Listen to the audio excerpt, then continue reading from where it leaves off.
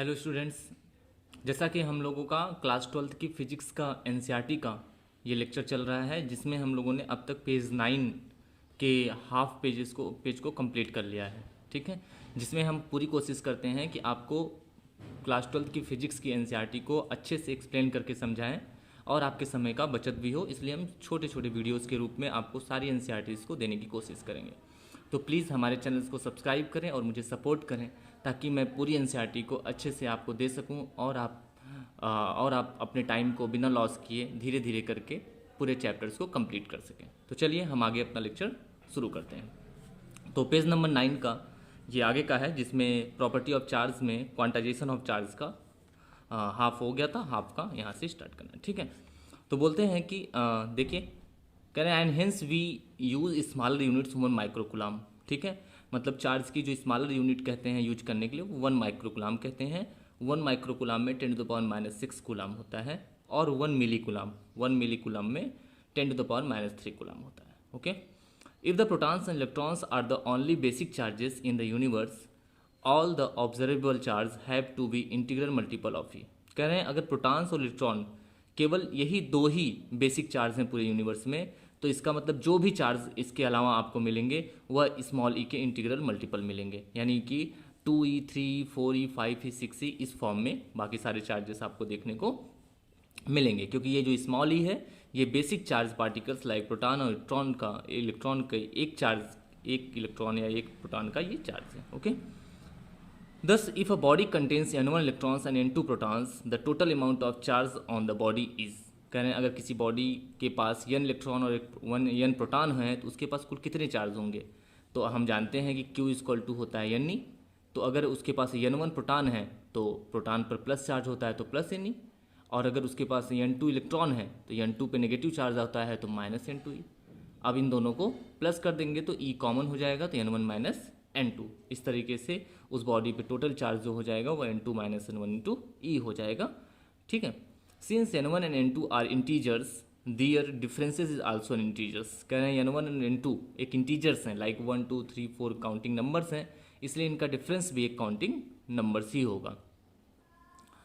Okay, thus the charge on any body is always an integral multiple of e. इस तरह से कह रहे हैं किसी भी बॉडी पर जो चार्ज होगा वह हमेशा ई का इंटीग्रल मल्टीपल होगा, and can be increase or decrease also in steps of e. और कह रहे हैं चाहे वह उस बॉडी के ऊपर जो चार्ज है वह या तो इंक्रीज करे या तो डिक्रीज करे, वह भी इंटीग्रल मल्टीपल के रूप में ही इंक्रीज करेगा। मतलब जब भी घटेगा तो ई के फॉर्म में ही 1e 2e 3, और जब बढ़ेगा तब भी 1e 2e 3e के रूप में ही घटेगा बढ़ेगा। ठीक है, उसी को स्टेप्स नाम दे रहे हैं। The step size e is however very small because at the microscopic level we deal with charge of a few microcoulomb. कह रहे हैं जो स्टेप साइज ई है यह बहुत ही छोटी है, मैक्रोस्कोपिक लेवल पे है। माइक्रो से भी छोटी माइक्रो होती है। ठीक है, माइक्रो इससे छोटा होता है। मैक्रो का मतलब होता है जैसे माइक्रो का मतलब होता है बहुत छोटी, जो हम अपनी आंखों से ना देख पाए, और जब हम थोड़ा इससे बड़ा हो जाता है तो मैक्रो में आ जाता है। Okay, we deal with charges of a few microcoulomb. हम लोग कुछ माइक्रोकुलाम के चार्जेस से जब डील करते हैं तो मैक्रो में आता है। At this scale the fact that charge of a body can increase or decrease in units of e is not visible. कह रहे हैं इस हिसाब से अगर हम माइक्रोस्कोपिक लेवल पे देखते हैं तो ई के फॉर्मेट में जो चार्ज का इंक्रीमेंट या डिक्रीमेंट होता है वो हमें दिखाई नहीं देता है। ठीक है, क्योंकि बहुत छोटा होता है। माइक्रो तो और छोटा हो जाएगा जी। In this respect the grainy nature of the charge is lost and it appears to be continuous. इसीलिए ग्रेनी मतलब दाने के रूप में कह रहे हैं। इस तरह से हम कह सकते हैं चार्ज छोटे छोटे दाने के रूप में लॉस होता है और लगातार वह अपीयर होता जाता है। ठीक है, मतलब दिखाई देता रहता है, दिखता हमें नहीं दिखाई देता। कह रहे हैं कि एक जैसे छोटे छोटे चार्जेस के रूप में जैसे 1 2 3 1e 2e 3 इस तरीके से करके ये चार्ज किसी बॉडी पे आता है या किसी बॉडी से लॉस्ट होता है, तो वही वो बता रहे हैं। तो इस तरह से हम इसको ग्रेनी के रूप में कह सकते हैं, यानी दाने के रूप में चार्ज जो है किसी बॉडी पे आता है या किसी बॉडी से चला जाता है। ठीक है, a dotted lines this situations can be compared with the geometrical concept of points and lines. करें यह सिचुएशन हम लोग जो है वह ज्योमेट्रिकल कॉन्सेप्ट से इसको कंपेयर कर सकते हैं, like the points and lines. जैसे पॉइंट हमको बहुत छोटा छोटा होता है, ठीक है, और लाइन्स जो होता है थोड़ा बड़ा हो जाता है। तो उसी तरह से कह रहे हैं ई ई करके इलेक्ट्रॉन जो है निकलता है या किसी को इलेक्ट्रॉन मिलता है, तो ऐसे E2 E3 E4 जुड़ता चला जाता है। ठीक है, किसी से एक इलेक्ट्रॉन गया तो E के बराबर चार्ज आया, 2 इलेक्ट्रॉन गया तो 2E के बराबर आया। इस तरह से क्या है, पॉइंट पॉइंट जुड़ करके एक लाइन का रूप ले रहा है, ऐसा वो कंपेयर कर रहे हैं, ऐसे बढ़ता चला जाता है। A dotted line viewed from a distance appears continuous to you us but is not continuous in reality। वही कह रहे हैं कि एक डॉटेड लाइन जो है वह viewed from a distance, एक थोड़ी दूरी से हमको जो है अपीयर्स होती है तो लगता है जैसे कॉन्टीन्यूस हो, लेकिन वास्तव में कॉन्टीन्यूस नहीं होती है। मतलब उनके कहने का मतलब जैसे ये डॉटेड लाइन ऐसे ऐसे हम डॉटेड लाइन इस तरीके से बनाते चले जाएं। ठीक है, तो अगर दूर से देखेंगे तो आपको लगेगा कि क्योंकि बहुत पास पास डॉट होते हैं, बहुत पास पास पास, तो दूर से देखेंगे लगेगा ये कॉन्टीन्यूस लाइन है, लेकिन एक्चुअल में कॉन्टीन्यूस लाइन तो है नहीं, ये छोटे छोटे डॉट के रूप में है। देखिए ऐसे ऐसे हम छोटे छोटे डॉट के रूप में बना दें तो ये क्या लगता है, ये लगता है जैसे कॉन्टीन्यूस है। ठीक है, ये लगता है दूर से देखेंगे तो आपको कॉन्टीन्यूस नजर आएगा, एकदम पास पास बना देंगे तो, लेकिन एकदम पास आके देखेंगे तो नहीं, ये तो डॉटेड लाइन है। ठीक है, उसी तरह से कह रहे हैं, तो इलेक्ट्रॉन का भी निकलना जो है कॉन्टीन्यूस नहीं होता है, लेकिन एक लंबी सीरीज बनने के बाद 1 2 3 4 इलेक्ट्रॉन ऐसे निकलते रहते हैं तो हमको लगता है जैसे ये कॉन्टीन्यूस निकल रहे हैं, जबकि वो डिस्क्रीट फॉर्म में निकल रहे हैं थोड़ा थोड़ा करके। ठीक है, एक एक करके, दो दो करके।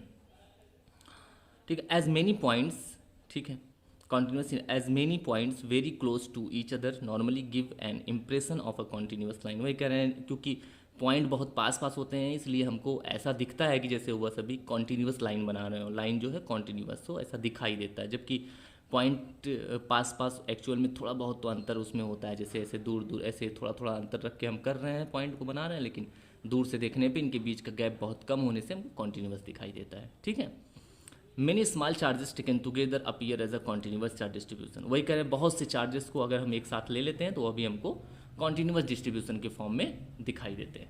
Clear, okay.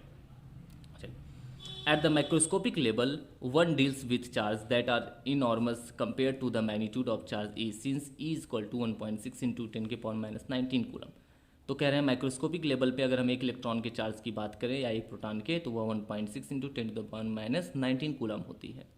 A charge of magnitude say 1 microcoulomb contains something like इतने टाइम्स ऑफ इलेक्ट्रॉनिक चार्जेस। मतलब एक माइक्रोकुलाम को कह रहे हैं, एक माइक्रोकुलाम काफ़ी छोटा होता है, वह 1 माइक्रोकुलाम में देखा था 10 के पावर 6, 10 के 1 माइक्रोकुलाम में कितना था, 10⁻⁻⁶ कूलाम होता है। ठीक है, तो कह रहे हैं ये इतना छोटा चार्ज होता है कि ये जो इलेक्ट्रॉनिक चार्ज होता है ये उसका 10⁻13 टाइम्स आपको देखने को मिलेगा। ठीक है, इतना छोटा ये होता है कि इलेक्ट्रॉनिक चार्ज में 10⁻13 से डिवाइड करेंगे तब ये आएगा, इतना छोटा होता है जी। इलेक्ट्रॉनिक चार्ज का मतलब स्मॉल ई की बात कर रहे हैं। ठीक है, at this scale the fact that charge can increase or decrease only in units of e is not very different from saying that charge can take continuous values. ठीक है, तो वही कह रहे हैं कि एट दिस इस स्केल पर फैक्ट यह है कि जो चार्ज है वह चाहे घटे या फिर आपका बढ़े, वह केवल ई के फॉर्म में ही घटता बढ़ता है।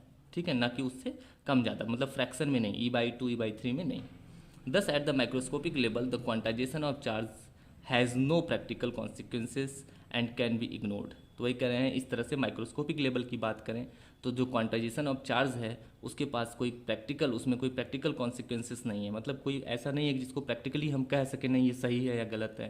ठीक, उसका कोई प्रैक्टिकल रिजल्ट नहीं है, बस एक बिहेव पे देखने पे उसको ऐसा बोला गया है कि नहीं इनके पास क्वांटाइजेशन प्रॉपर्टी होती है और एंड कैन बी इग्नोर्ड, और जो भी चीज़ें हैं भी उसको इग्नोर किया जा सकता है। However, at the microscopic level, where the charge involved are of the order of few tens or hundreds of e, कह रहे हैं माइक्रोस्कोपिक लेवल्स की बात करें तो जो चार्ज इन्वॉल्व होते हैं वह भी कुछ टेंस या 100 के फॉर्म के होते हैं, मतलब ई के, मतलब 10e 20e 30e इस फॉर्म में देखने को मिलते हैं माइक्रोस्कोपिक लेवल पे।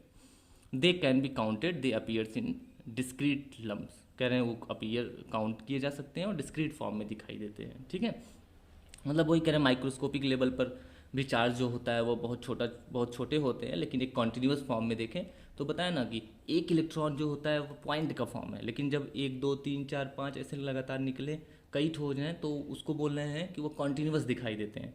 तो यहाँ उसी की बात कर रहे हैं, कई चार्ज जब एक साथ निकलते हैं, कई चार्ज जब निकल जाते हैं 1e 2e 3e 4e, तो वह जो होते हैं वो कॉन्टीन्यूस दिखाई देते हैं और उसको काउंट किया जा सकता है। ठीक है, यहाँ इतना चार्ज दिख रहा है हमको। ओके, फाइनली ये बोल रहे हैं पेज नंबर 10 पर, quantization of charge can not be ignored, इस तरह से क्वांटाइजेशन ऑफ चार्ज को इग्नोर नहीं किया जा सकता है। It is the magnitude of scale involves that is very important, इसलिए यह एक मैग्नीट्यूड है चार्ज का जो बहुत ही इंपॉर्टेंट है, जो काउंट में होना चाहिए। ओके, अब इसके बाद हमारा एक एग्जाम्पल है, हम इस पर बात करेंगे नेक्स्ट वीडियो में, और आगे से हम कूलम्स लॉ को भी पढ़ेंगे। ठीक है, इस तरह से हमने चार्ज की प्रॉपर्टी, लास्ट प्रॉपर्टी भी पढ़ ली जो कि क्वांटाइजेशन ऑफ चार्ज था बेसिकली, जिसमें ये बताया गया था कि चार्ज जो है हमेशा किसी बॉडी पर ई के मल्टीपल के रूप में निकलता है या उस पर आता है, मतलब किसी पे प्लस चार्ज आए या माइनस चार्ज आए हमेशा 1e 2e 3e 4e इस तरीके से आता है, कभी भी e/2 या e/3 के फॉर्म में नहीं आता है। और स्मॉल ई एक बेसिक फॉर्म है, उसी के मल्टीपल के रूप में चीज़ें मिलती हैं, और स्मॉल ई की वैल्यू 1.6 × 10⁻⁻19 कूलम होती है। Okay, thank you. अगर आपको अभी भी कुछ चीज़ें समझ में नहीं आई हैं तो आप हमें कमेंट कर सकते हैं और हम आपको ज़रूर समझाने का प्रयास करेंगे, और प्लीज़ हमें आप सपोर्ट करें ताकि हम और क्लियर और अच्छे वीडियोस बना सकें। हम आपके लिए बहुत ही मेहनत करते हैं, बहुत ही ज़्यादा प्रयास करने की प्रयास करके आपको हम अच्छे से समझाने की कोशिश करते हैं। तो प्लीज़ आप हमारे चैनल को सब्सक्राइब करें और शेयर करें ताकि हम अच्छे से अच्छा कंटेंट आपको बना के दे सकें फुल वीडियो के रूप में। Thank you.